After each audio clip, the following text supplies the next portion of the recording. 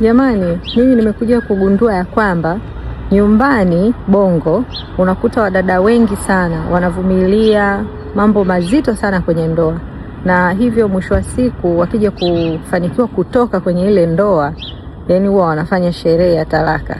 Wenyewe wanakwambia talaka nginja nginja.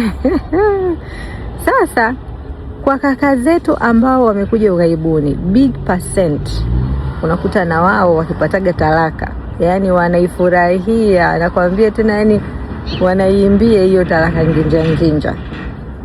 Sasa unakuta kaka zetu asilimia kubwa ambao wamekuja huku wanashindwa kwenda sawa na lifestyle ya huku, na hivyo kile kitu kinakuja kinawa drain, kinawachosha, wanaona kama wanapoteza wanaume wao, kwa sababu kuna haya mambo kwamba mwanaume pia na wewe utapika, mwanaume pia na wewe utabadilisha diaper ya mtoto, utabadilisha nepi ya mtoto, yani ni mambo ya kushirikiana. Kwa unakuta mara nyingi kaka zetu hiyo lifestyle inawashinda, na ndivyo ambapo hapo wanapoanza kuona kwamba ndoa ni ngumu, wanaona kama wanafuatiliwa, wanakosa uhuru wao, na hivyo wakitoka kwenye ndoa big percent I say huwa wanafanya sherehe.